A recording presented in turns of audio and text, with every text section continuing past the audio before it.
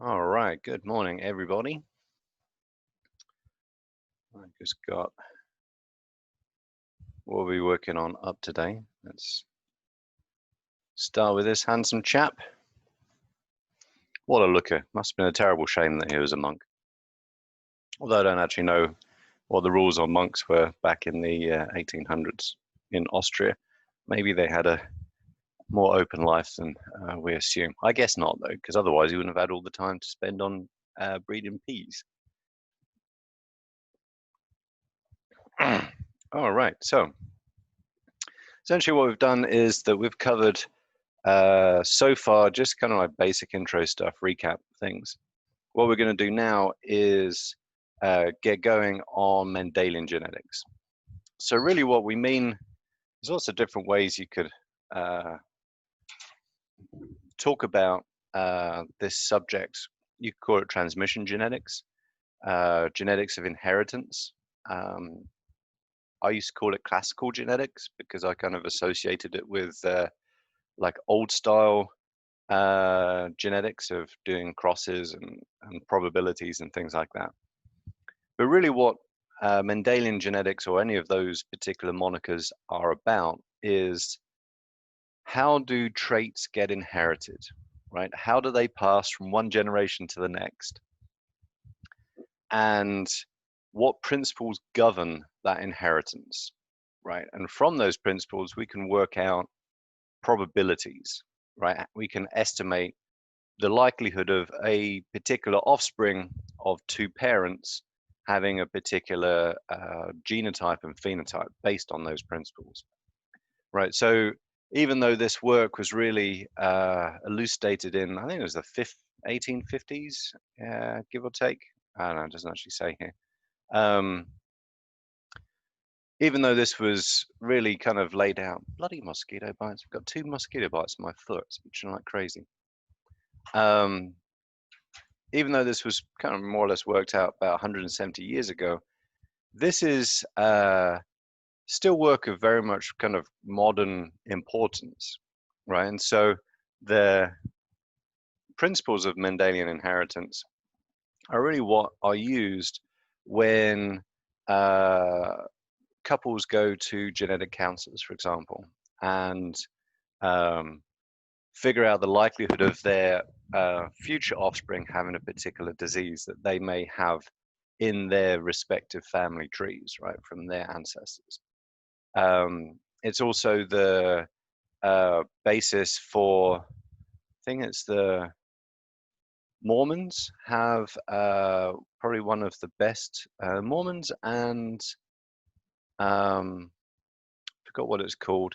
There's a database of Jewish people in Israel, which is used to calculate whether or not you are Jewish, um, because you inherit Jewishness. I don't think that's really a trait, but oh, great, cat's throwing up. Um, can someone go find Caramel and see where she's puking? Awesome, thank you. It's like the most neurotic, weirdest cat ever. She just hooks up stuff all over the place. Anyway, you probably don't want to know that. Where was I going? It's the challenges of teaching at home, right? Um, yes. Anyway, so you inherit your right to be called a Jew from your mother, from a matrilineal heritage, right? And Mormons use their database, genealogical database, to figure out kind of who should be a Mormon or not, essentially, or ancestry, which is a little weird. But either way, a lot of those kinds of databases, right? There's ancestry.com, things like that.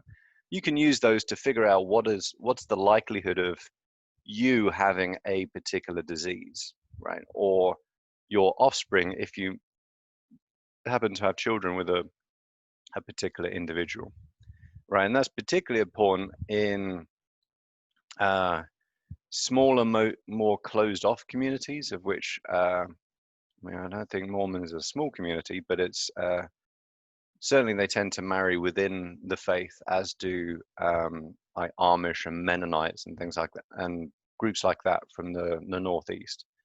And so it's particularly important for individuals of those groups to know what traits their ancestors had, what traits their parents and their grandparents had, and that of their partner, because that can have a really big effect on what potential disease their children could have. Right. Congenital diseases. Tay-Sachs is Tay-Sachs is Ashkenazi Jews. There's another one that's very common in Amish. I can't remember what it is off the top of my head.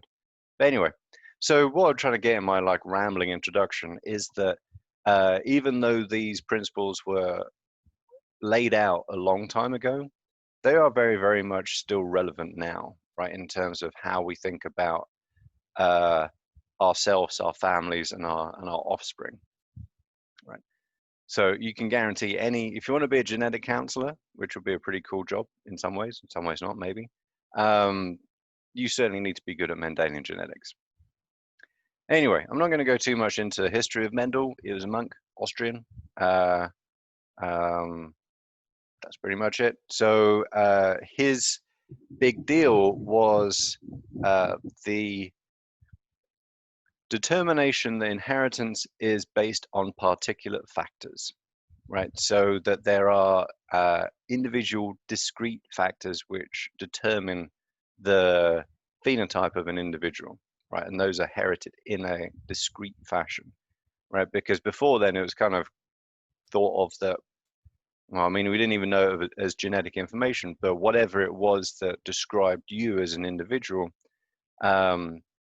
was a kind of a, I don't know, uniform mass. I don't really even know how they thought about it, but whatever your offspring were, they were going to be a blend of your and your partner's traits, right? So it's kind of like you added like a scoop of you and a scoop of your partner into a blender, and that's your offspring, right? And so really Mendel shook the world up quietly and was quickly forgotten, unfortunately, to say that no, these traits are determined by things which are discrete.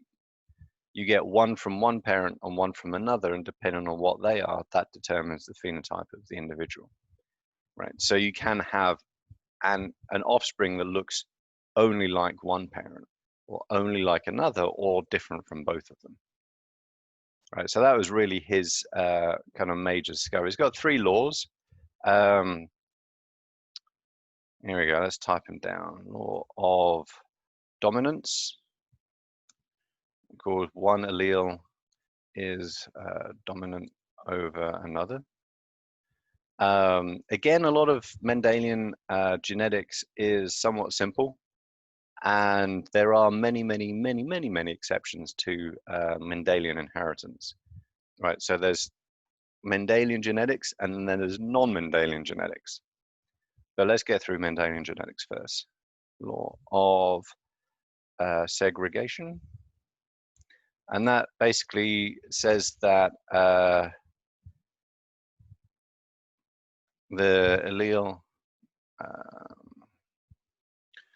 which allele goes in to the gamete is random,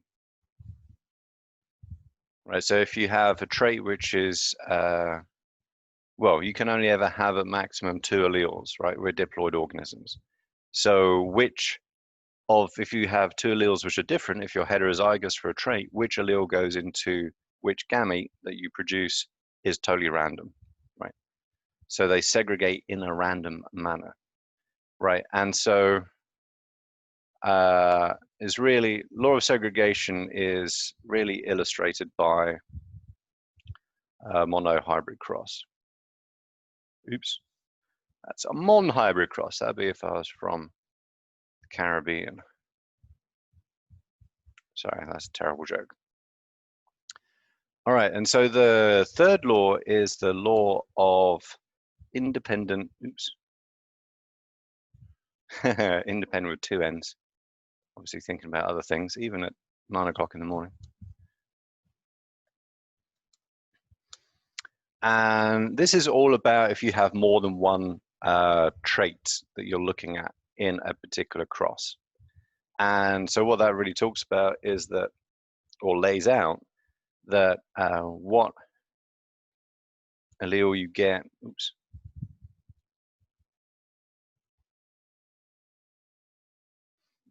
pardon me. So basically, it's kind of law of segregation on steroids. It's kind of saying law of segregation applies to this gene.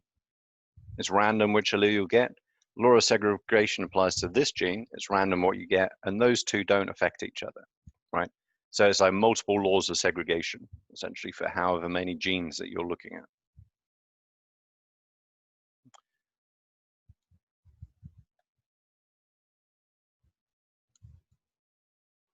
Wish my type was better. And so that's kind of the good working definition for the law of independent assortment. Basically says whatever happens with this gene over here has absolutely nothing to do with this gene over here, and vice versa, right? So each gene that you're looking at, and you can look at, you could do a tetrahybrid cross if you're particularly bored, don't have things to do. And every single gene in that, every one of 4 genes in that cross, none of them will have anything to do with any others, right? So what allele you get for this gene has absolutely nothing to do with this one. You could get either dominant or recessive. Whichever you get, dominant or recessive, you can get dominant or recessive for gene 2, dominant or recessive for gene 3, and so on and so forth. Obviously, assuming that you have heterozygotes for those genes. And so the lawyer is, oops, if I click on it, stop that. That's illustrated by the dihybrid cross. And it's really worth pointing out, and I'll kind of jump around here a little bit, right? Every single monohybrid and dihybrid cross is exactly the same.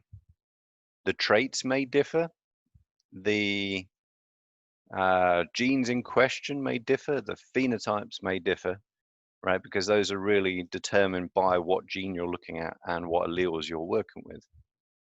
But the structure of a monohybrid and dihybrid cross will always be the same. You'll always have a true breeding parental generation called the P1 or the P gen. Oh, that's a spelling mistake there. Look at that. That's better. Those will always produce a heterozygous F1 generation, filial generation 1, right? And you always cross those individuals with each other, right? Which is kind of, we don't think about that in terms of human genetics, thankfully. And that will get you a F2 generation, which will have a very specific ratio of genotypes and phenotypes. Typically, we worry about phenotypes, A, because those are what you see, and B, because it kind of keeps things simple, right? Particularly when you get into more and more genes being involved in the cross. Here's a little bit of a recap for you. Let's see if anybody remembers this or is willing to share. What's the F2 generation ratio for a monohybrid cross? See if anybody remembers this from GenBio 1 or the like.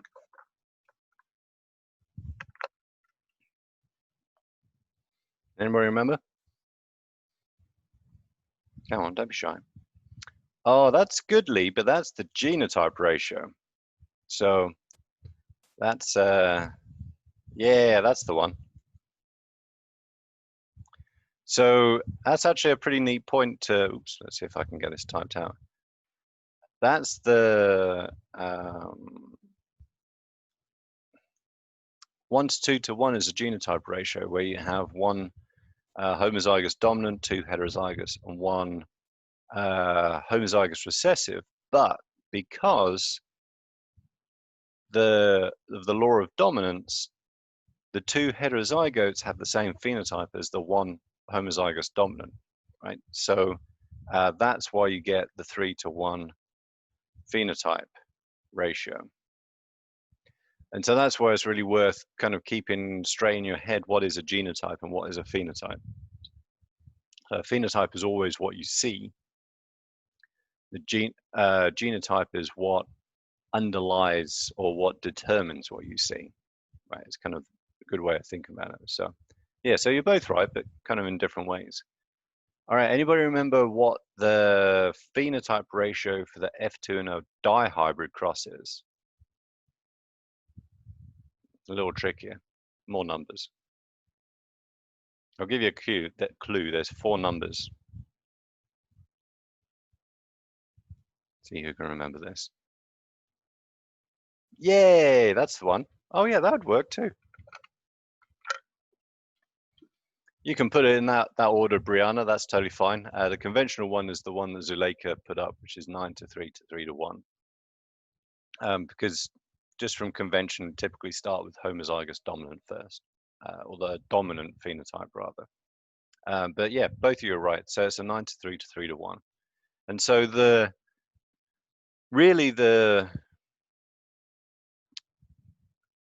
monohybrid and dihybrid crosses are useful as kind of teaching instruments in a sense. But in terms of research, it's fairly rare that one would do so, right? Just to get a 3 to 1 or a 9 to 3, 3 to 1 ratio. But because they are these very kind of rigid, stereotypical crosses, and because we make a bunch of assumptions, right, going in, largely that there's no mutation going on, generations don't overlap, sex is random, or fertilization is random at least, things like that. And the law of segregation applies if it's a monohybrid. And in dihybrid cross, the law of segregation and the law of independent assortment apply.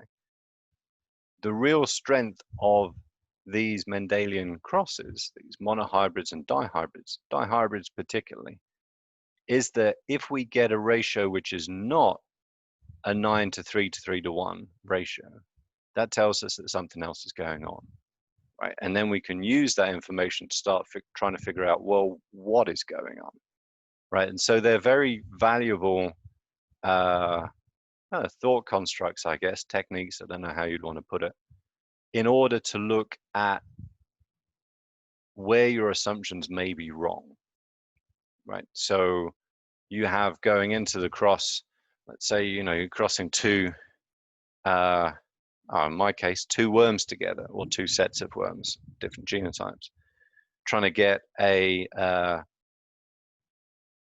particular outcome, right? I don't really do them as dihybrid crosses because it's really hard to do that with worms because they're hermaphroditic. It kind of gets complicated.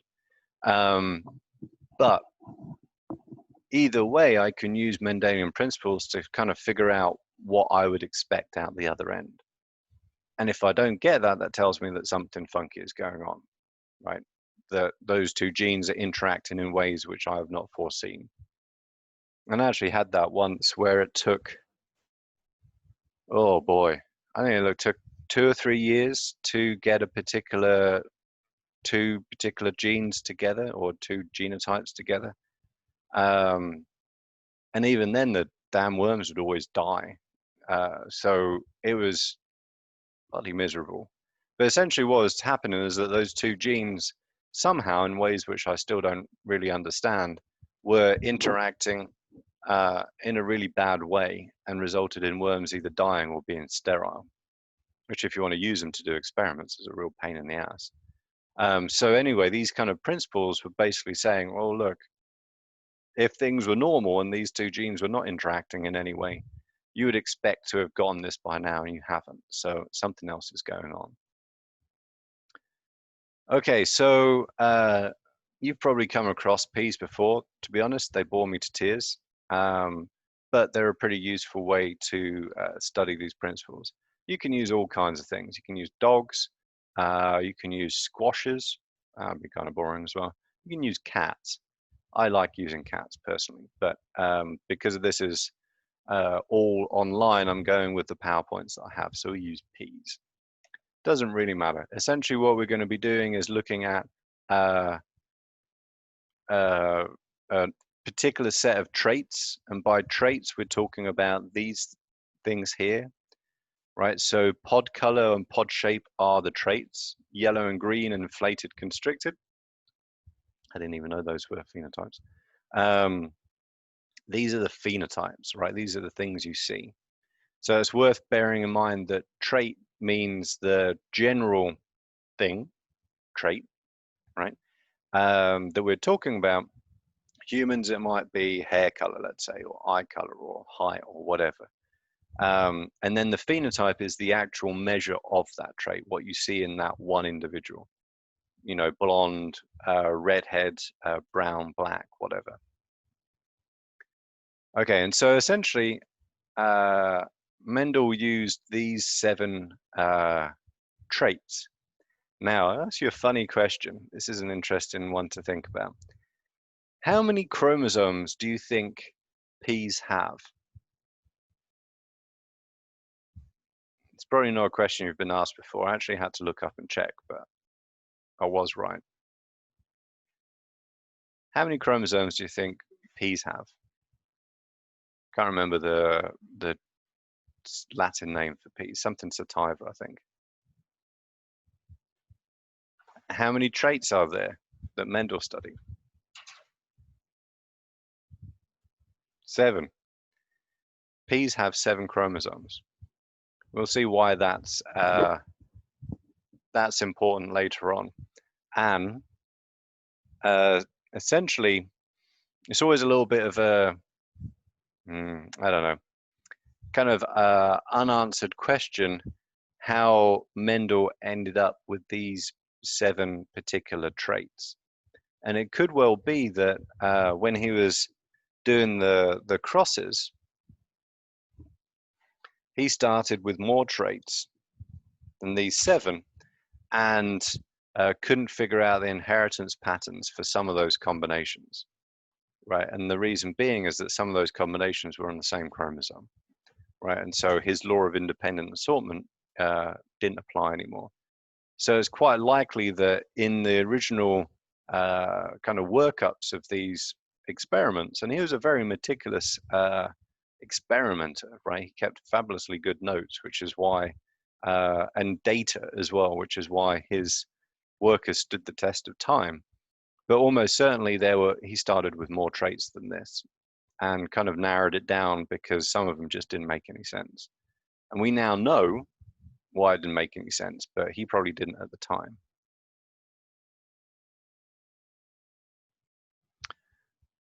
Okay, so really this is what, obviously those contributions are codified into laws now, right? But really what Mendel contributed were a meticulous collection of data, right?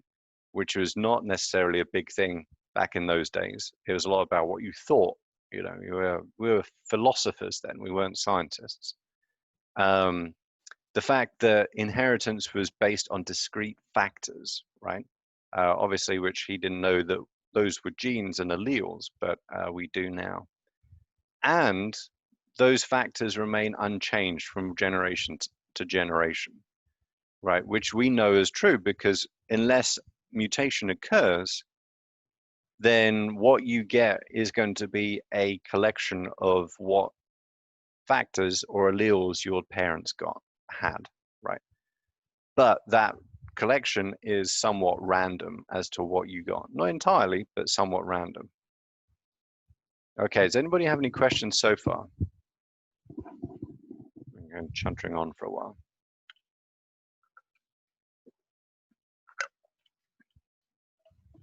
Yep. Okay. So we always start off with, well, actually, before we get into a monohybrid cross, let's just go and look at this. And so another thing that he did, which was particularly neat, is what's called a reciprocal cross, right? And so essentially, if these assumptions hold true, right, that he's making about particular factors, then you should get the same patterns pardon me, whichever way round you do the cross.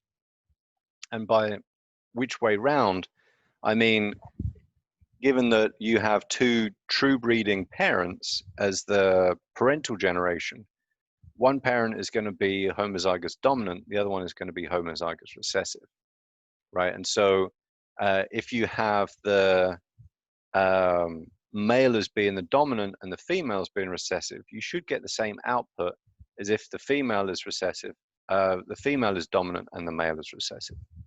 That's what we mean by this reciprocal cross. It shouldn't matter which way round you do it, unless there's something else going on, such as sex linkage or something funky, right? Which obviously wasn't the case with any of the things that he did. Right, just kind of,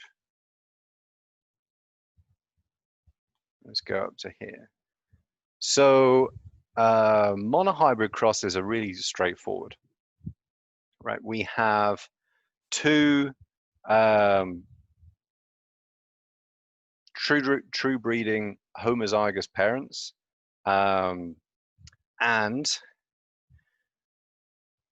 you may not know which of those parents are dominant and which is recessive, right? So the way that you figure that out, right, we can just make this as a, don't really know which way around it is at the beginning. The way that you figure that out is that the F1 generation are going to show the dominant trait, because the F1 generation are always going to be hybrids. They're going to be heterozygous. And because of the law of dominance, where the dominant allele masks the recessive allele, then you will see the dominant trait, or the dominant phenotype, sorry, in the F1 generation. And so from this, we know that round seeds is the dominant phenotype, right? So that's kind of like a geneticist trick, essentially, that you can use to figure out which one of those is the dominant trait. You can do it without any genetic information whatsoever. And then these hybrid individuals, these heterozygotes, are then crossed to each other. They're allowed to self-fertilize in the case of plants. Or if these were, I know, cats, you would have, brothers and sister cats reproducing to produce offspring. And, oops, where are we at? And you'll always get that 1 to 2 to 1 genotype ratio that Lee mentioned earlier, and the 3 to 1 phenotype ratio that Zuleika brought up. Always, right? Always, always, always. Now you might, so this is another interesting point which we'll get to when we go through probability and statistics, particularly chi-squared test, right? Which is, it's not particularly hard, but it takes some working through. What you'll see here is that these numbers do not correspond to an exact 3 to 1 ratio, right? What exactly is that? Let's see. Come on, let's get my calculator up. It's 574 plus 1815. So 57.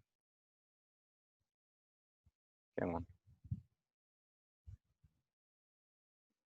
5754. Sorry, trying to do this on a calculator. Divided by 17. Right, it's 0.747. Right, so it's actually pretty close. So you round it up and it is 0.75. It is 3/4, but it's not exactly. It's a little bit less than 3/4 and a little bit more than 1/4. Right, and so obviously the biology is going to be noisy. Right, you can't get around that. And the larger your sample size, the closer one should get to that 3 to 1 ratio. Right, but if, for example, you were doing cats and dogs, then you would have fewer individuals as in your F2 generation, and you may get a slight divergence from that 3 to 1 ratio. Doesn't mean the Mendelian principles are not applying. It just means that biological noise is causing, you know, a wobble either side of those numbers. That's why we'd use a chi-square test to see if that difference is actually significant, and you would find that it is not. But if it were, then that would tell you that something funky is going on, and your assumption, one of your assumptions that you started with, is incorrect.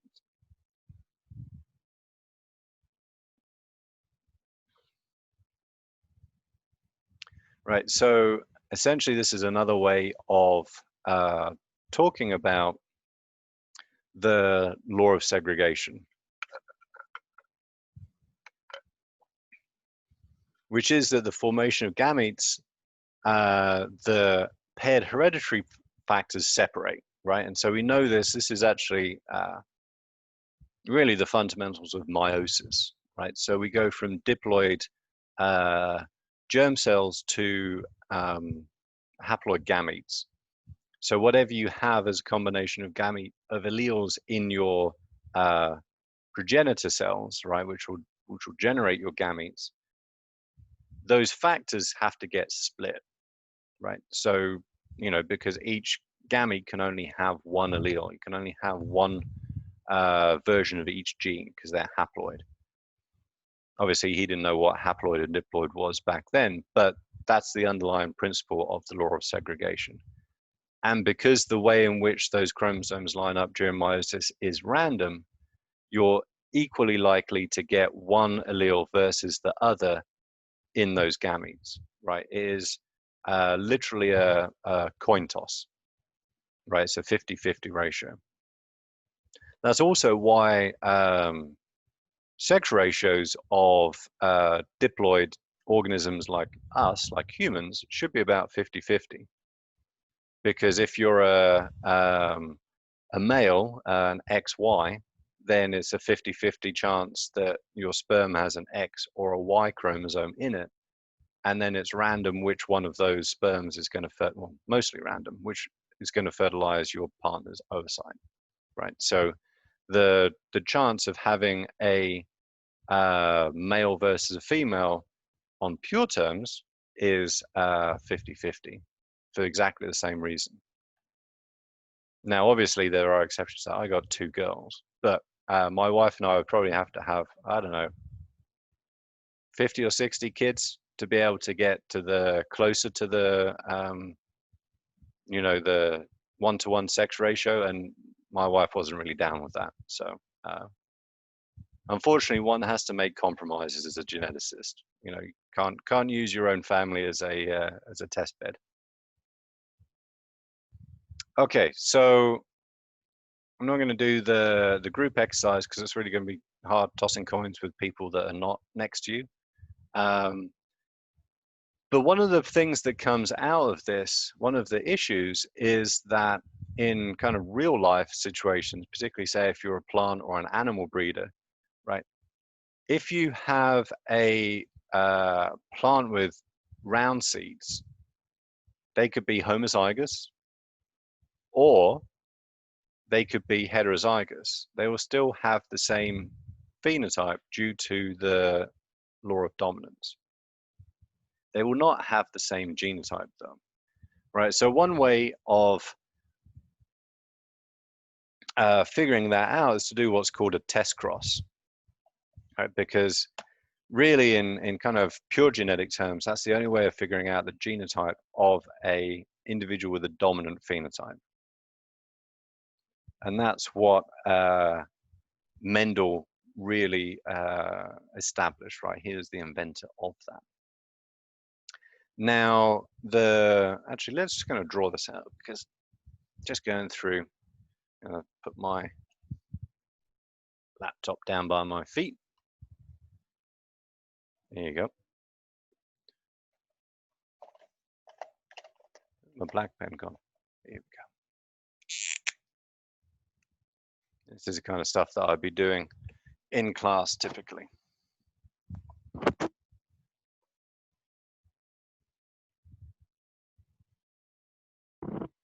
Okay, so essentially, if you have an individual with a dominant phenotype, my hand right now. It doesn't get any better when I'm sitting on the couch, right? Or Dom phenotype, if one wanted to put it that way. Sorry. Acha. All right, then that individual could have either a, let's use A as a gene letter. Oh, thank you. Right, could either be homozygous dominant, or it could be homozygous recessive, right? Now, if we were to cross these individuals with a homozygous dominant individual,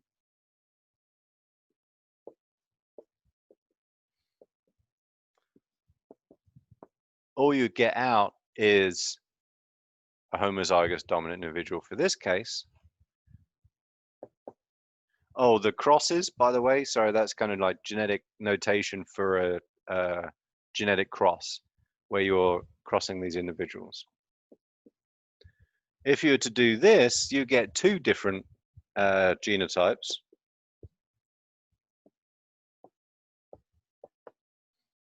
Right? You get homozygous dominant and heterozygous, all of which would have the dominant phenotype. Right? So even if you did this cross, you still wouldn't be able to figure out what genotype you actually had at the beginning. Right? So that's no use. We're not going to do that.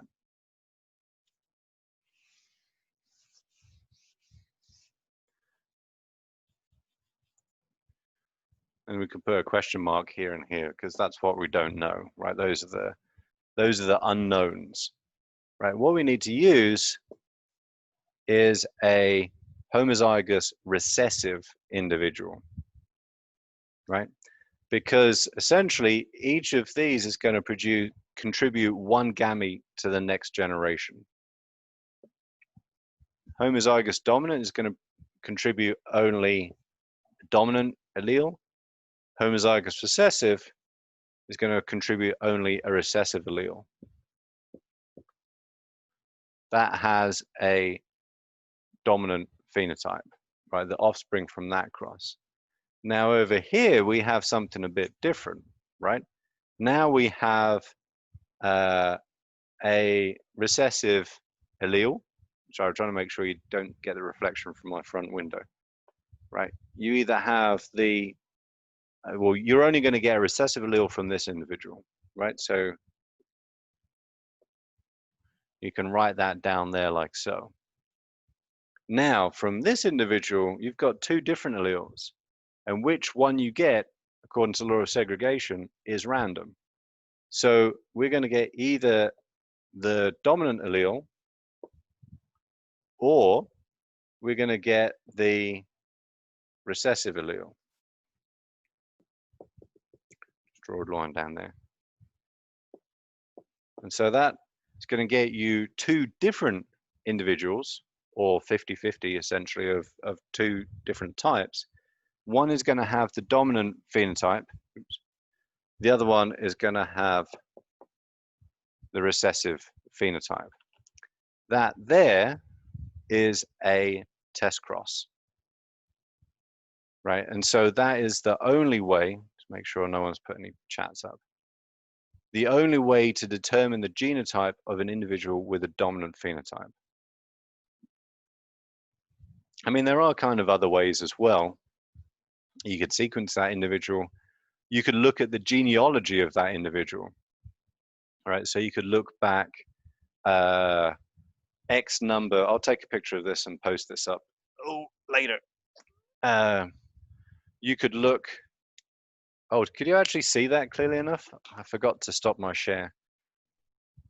Hopefully that wasn't too teeny tiny. I'll post it up afterwards anyway, just to make sure. But anyway, you could look at the genealogy, right, of that individual, right? So if all of its parents, oh, hang on a sec, Erica, let me finish my train of thought. You could look at all of the parents of that, and grandparents and so on, of that individual, And if they all have the same phenotype, then you can make an assumption that that individual is also homozygous dominant, right? That's essentially the principles that underlie purebred dog breeds, for example, right? And why genealogy of particular breeds is so important, because that's kind of how they ascertain their value. Yeah, Erica, that's a good question. The answer is you have to use a homozygous recessive individual. The reason for that is, hang on, let's stop the share so we can get this bigger. I mean, technically you could, I guess, hang on a sec, let me just take a picture of this before I forget. Otherwise I'll wipe it off and then I'll be like, oh crap, should have taken a picture of that. Try and make sure my foot is not in the shot. Don't need to get traumatized by my hairy toes or anything like that. So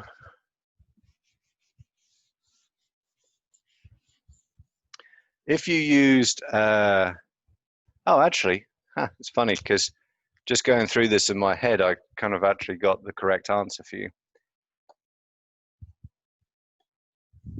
So if you wanted to use a heterozygote here, how do you know that it's heterozygous?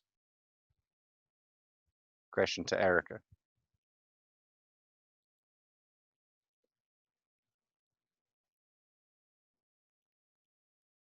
That would be the genotype, but how would you know that that individual is heterozygous? No, it's a really good question, right? So you could, if you knew guaranteed that an individual is heterozygous, you could use a heterozygote for a test cross. The problem is that gets you back to the original problem, which is that you can't assume that it's heterozygous, right? So for dominant phenotypes, unless you have some way through true breeding or whatever to know for sure, you can't tell what the genotype is of that individual. You can't assume it. The only pardon me, phenotype for which you are guaranteed to know what the genotype is a recessive phenotype. That's it. Right, and so with the recessive phenotype, you know what the recessive genotype is, and you know, according to what we worked through there, that recessive genotype will essentially expose, right, whether or not the other unknown dominant parent is homozygous or heterozygous. Because essentially what it will do is it will expose that recessive allele which is present in the heterozygote, which you would not otherwise see.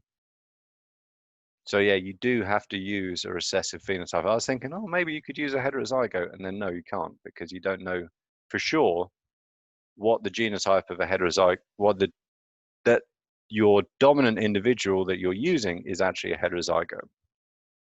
Because again, kind of it's like a circular argument. It gets it back to the original point of doing a test cross, is that you don't know what the genotype of a dominant individual is.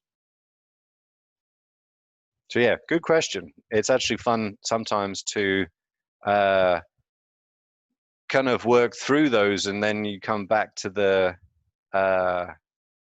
you know, the original answer is like, oh yeah, you can't actually do that, obviously, right? You know, but it's kind of cool to work through those questions and get back to that kind of yourself. Did that help?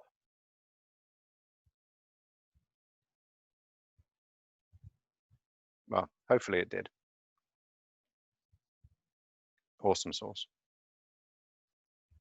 All right, so let's see what we got here. We've got kind of 5-6 minutes left.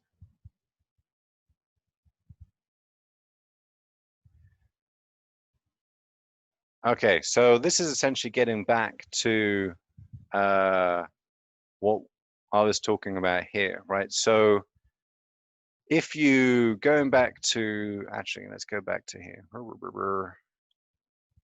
Just going to refresh your memory, right?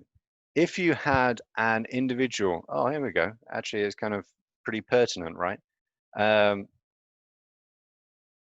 How would you determine the genotype of one of these individuals?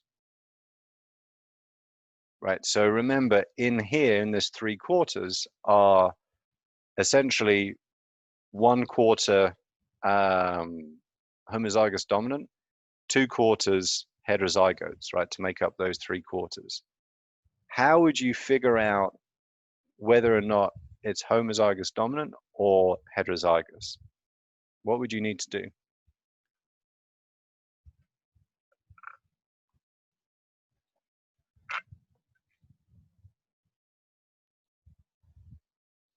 What would be your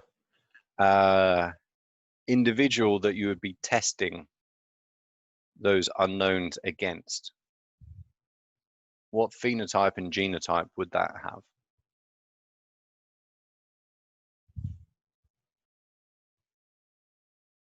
You got 50-50 chance of getting it right, basically. Look at the top at the P0, the P generation.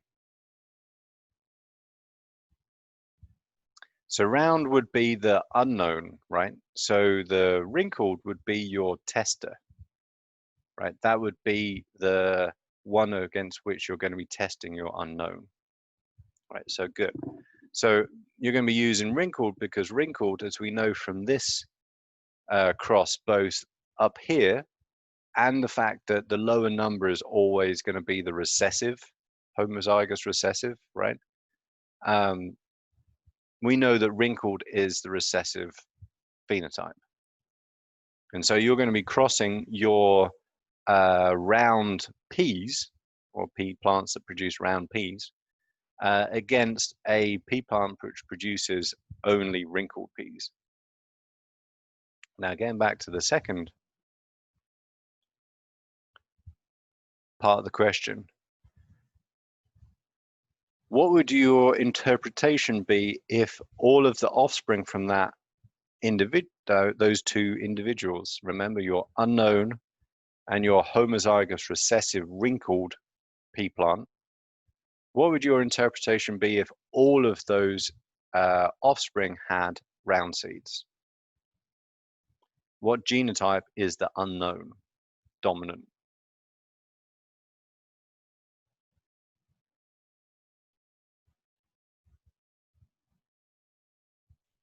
That's right, you can go get your coffee in a little bit. It's kind of what I'm thinking about. 3 minutes to coffee, plus brewing time, obviously.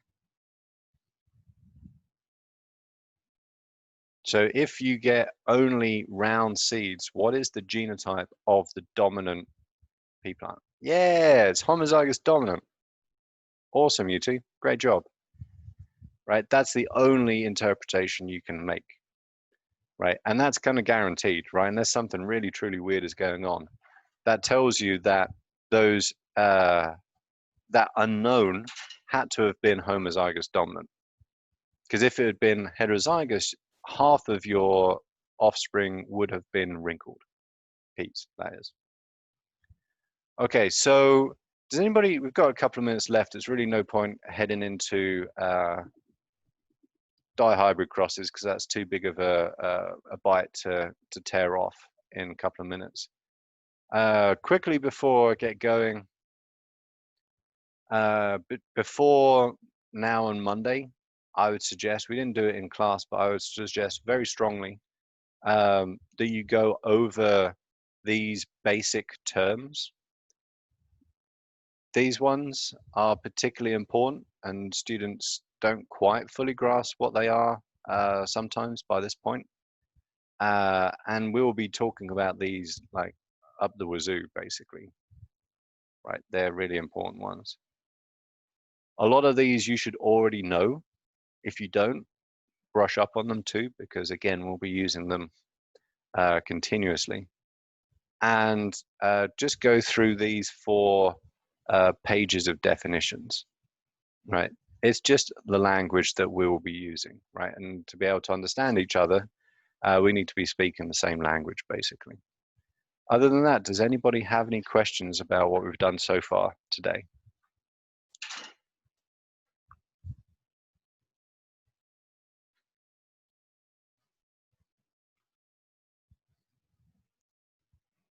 Hang on a sec. Let's move that over here.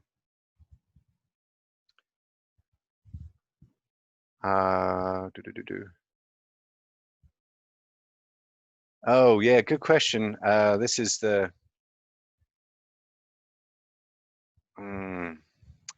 thing about the chi-square in homework 1. When was homework 1 due? Actually, let's just double check.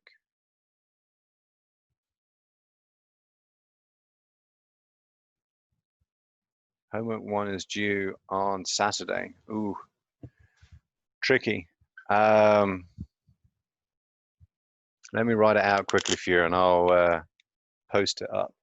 Okay, so one thing that you can do is quickly gonna, Zuleika, I'll get to your question in a second. Let me just go to, all right, so get, first up, go away. Not that one.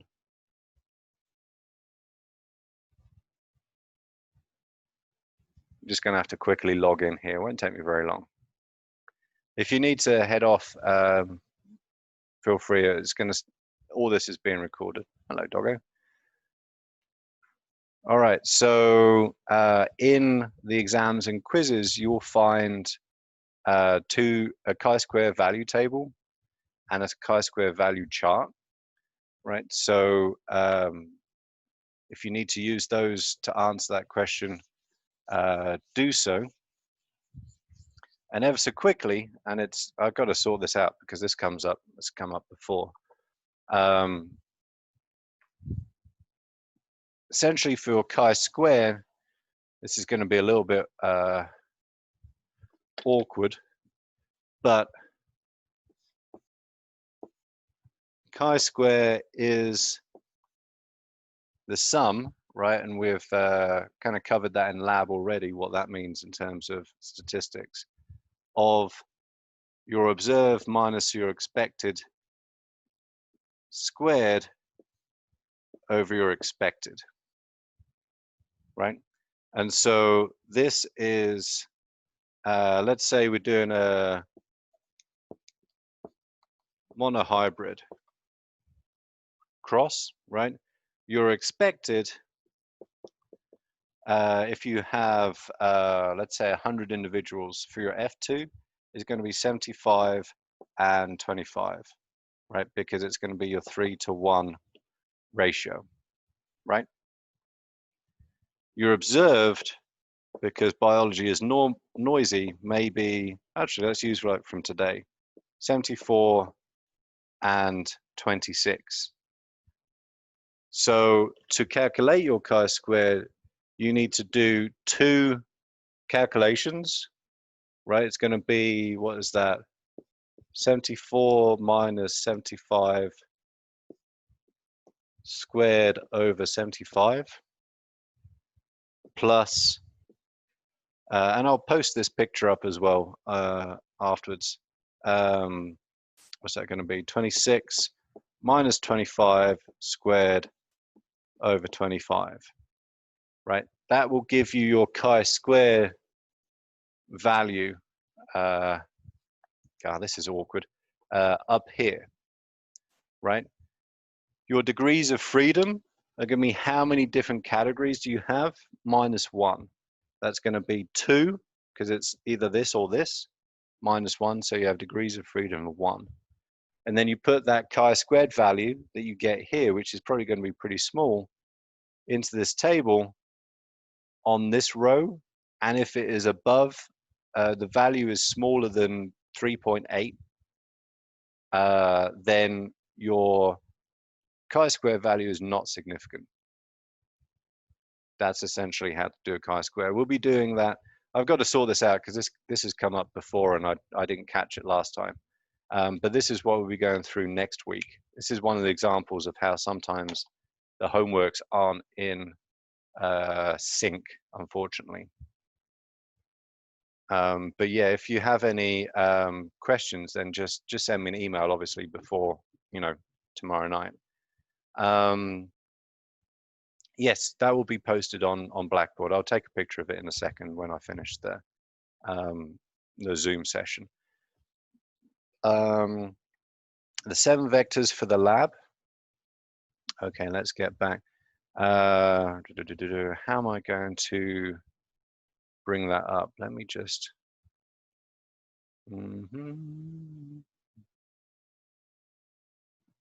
Sorry, there's a bunch of clicking to get from one thing to another. So to do the lab, let me just.